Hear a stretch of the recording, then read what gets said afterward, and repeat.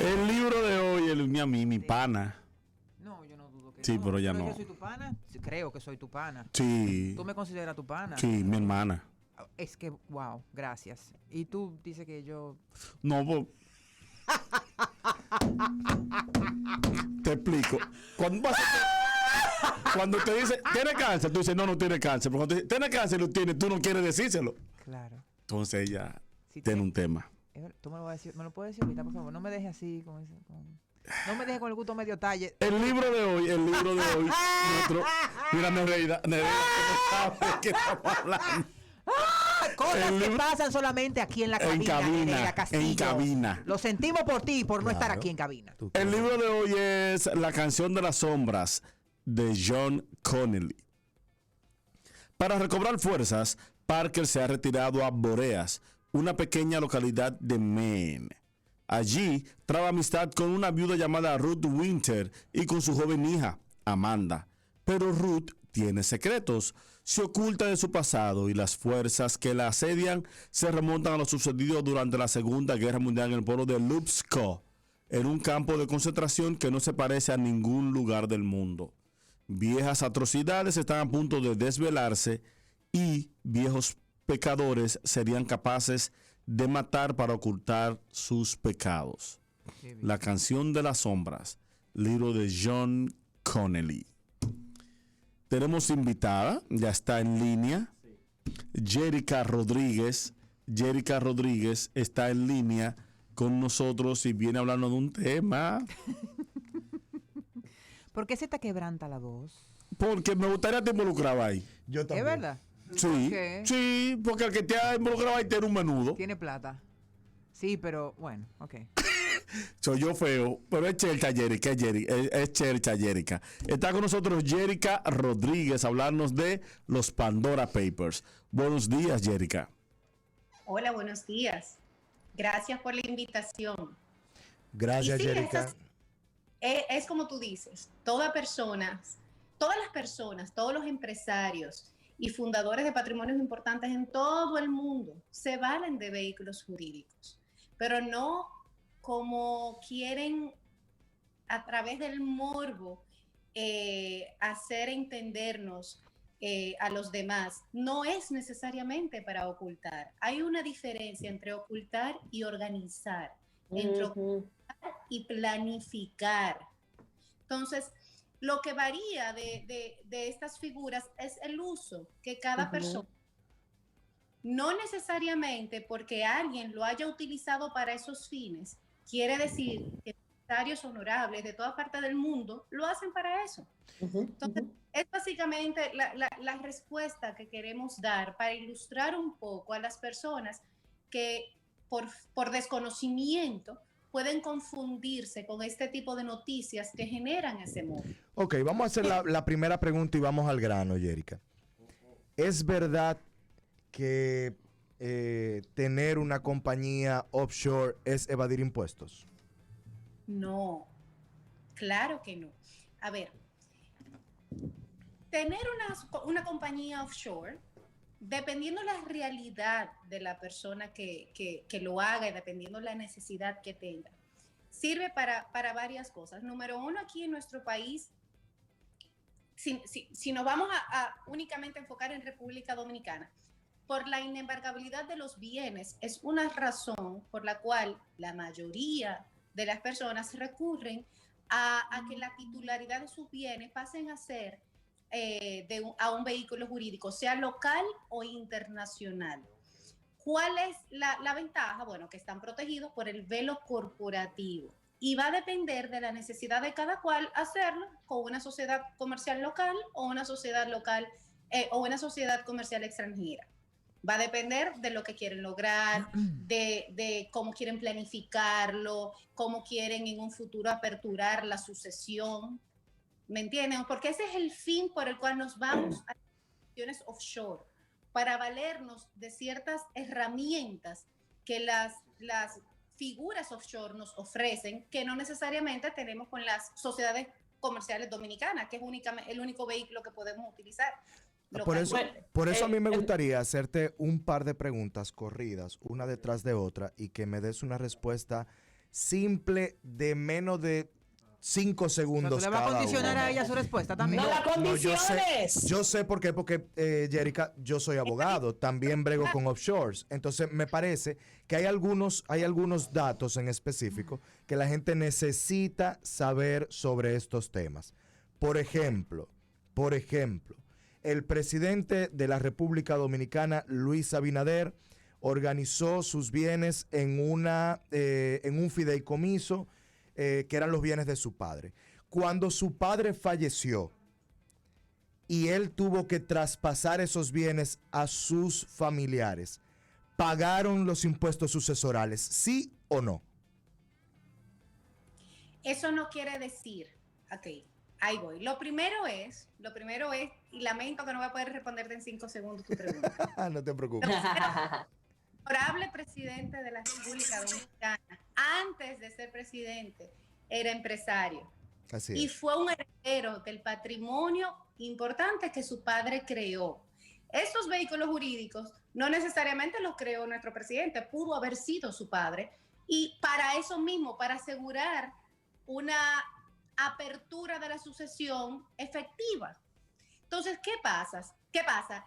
No necesariamente se tiene que pagar el 3% del impuesto sucesoral si ese vehículo jurídico no se traspasa, porque ya existe un holding. Es decir, si hay un fideicomiso, si hay una fundación de interés privado, donde los beneficiarios ya están determinados, no se paga el 3% del impuesto de sucesoral, pero no quiere decir que se está evadiendo impuestos, porque se pagó cuando se traspasaron. Ese 3% de traspaso se hizo pagó en vida cuando se llevó al offshore. Perfecto. Y entonces cuando... ¿Qué se evadió impuestos? Ese impuesto se pagó cuando se traspasaron esos bienes. Claro, te hago la pregunta. Una sucesión efectiva a sus herederos, y eso es lo que hacen el 95% Sí, del fundador. porque un patrimonio importante en todo el mundo. Porque lo que pasa es que inmediatamente pasó esto y salieron los Pandora Papers, yo vi al director de la DGI anterior que dijo que se habían pagado impuestos. Y mucha gente no sabe, por ejemplo, que cuando tú constituyes una compañía offshore, para poder traspasarle bienes en la República Dominicana, tienes que registrarla en la República Dominicana. Por tanto, hay una personería jurídica en la República Dominicana, solo que el domicilio de esa empresa está en el exterior, pero tiene que registrarse en la República Dominicana, entonces no es secreta. Me voy más lejos. Aunque tengas un inmueble, un activo en República Dominicana bajo la titularidad de un vehículo offshore, aparte de que para poder traspasarlo debes incorporarlo a las leyes dominicanas, debes pagar anualmente el 1% del valor de los activos de ese vehículo. Por lo tanto, no es posible utilizarlos para evadir impuestos. Perfecto. Ahí terminan mis preguntas. Yo entiendo desde mi posición de ciudadana como un ama de casa, como un mortal, y lo entiendo claro, es que obviamente en el pasado, con mentalidad de banco de pueblo chiquito, el que tenía dinero no se conformaba con tenerlo en una cuenta de ahorro. Iba y hacía un depósito a plazo fijo, por ejemplo. En pocas palabras, el que tiene dinero y tiene las herramientas o los vehículos para que ese dinero esté mejor cuidado o, digamos, crezca más o no esté bajo amenaza, busca esas herramientas para protegerlo. Ahora, donde yo creo que el ciudadano común se hace las preguntas y han sido contestadas por ustedes dos, es ¿por qué si yo heredo una casita en el Sánchez Luperón y me dan en la madre con el impuesto sucesoral, o tengo que venderle un carro a mi hijo y también, y se lo pasé, pero para que la transferencia, ¿cómo se llama esto? En la matrícula aparezca su nombre, tengo que pagar impuestos? El miedo del ciudadano común es, a mí me los están cobrando, a mí me cobran todo. Incluso porque esas personas que tienen quien le planifique, le pongan los papeles así, los organice, se pudiera organizar de tal manera que no paguen impuestos en sus países. Estamos blindados en ese sentido. Nuestra legislación, que muchas veces adolece de no cuidarnos a nosotros los chiquitos y de sí proteger a los grandes, está blindada para que no haya evasión. Eso es lo que acabamos de explicar. No hay evasión por el uso de los vehículos jurídicos, todo lo contrario. Cuando traspasamos un activo bajo la titularidad de un vehículo jurídico, se paga el 1% del valor de esos activos cada año. Y al momento de traspasar esos activos a esa sociedad offshore o a esa fundación de interés privado, se paga el 3% del impuesto de transferencia. Es decir, no hay una evasión de impuestos. Lo que pasa es que el fundador de la empresa, o el fundador del patrimonio, vamos a decir, lo paga con anterioridad a la apertura de la sucesión.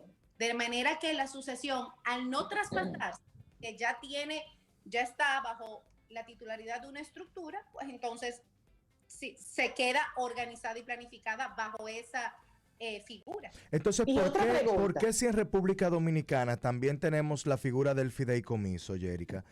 ¿Por qué si en República Dominicana tenemos cierta modernidad? No es la que necesitamos, pero tenemos cierta modernidad en el derecho comercial.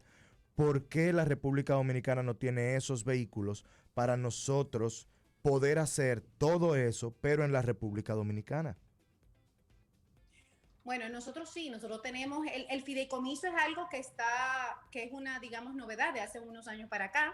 El fideicomiso se está utilizando más localmente para fines de administración en construcciones, proyectos, en alianzas, en joint ventures entre compañías. Se utiliza más para fines comerciales. Pero sí, hay personas que lo utilizan también para aportar acciones dentro de sociedades en lugar de hacerlo a título personal y organizar en ese sentido. Pero localmente el fideicomiso está más enfocado o es más utilizado a los fines comerciales que a los fines de organización patrimonial. Una pregunta para los dos, que son abogados y los dos son tremendos abogados y los dos manejan este tema.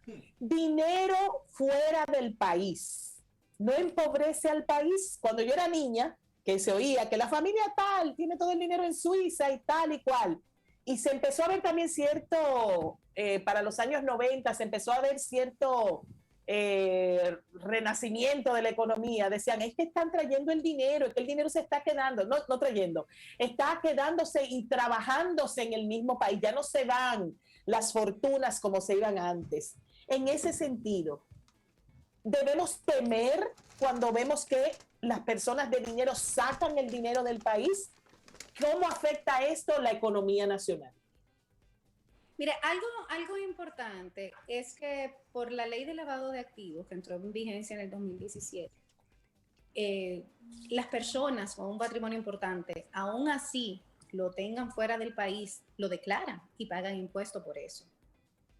Por lo tanto, yo entiendo que es que la concepción que tienen algunos dominicanos es por el modus operandi antiguo, antes de que entraran en vigencia las nuevas leyes. Los controles. Nuevas leyes de impuestos, de lavado de activos, de sociedades comerciales, que realmente tienen un cierto control y protegen nuestra economía y nuestro país de todo eso que están mencionando que antes no era así. Y yo incluso ahí le agrego a esta respuesta, Nereida, que no necesariamente tener una compañía offshore significa una fuga de capital, porque el tema es que esa offshore, o sea, el dinero no se va a veces, el dinero se queda, solo que el holder, el propietario de ese dinero, no es necesariamente una persona física, sino una persona jurídica que tiene domicilio fuera del país. Por ejemplo, aquí en República Dominicana, si nos vamos a Punta Cana o nos vamos a Casa de Campo, que está ahí, es una de las más antiguas.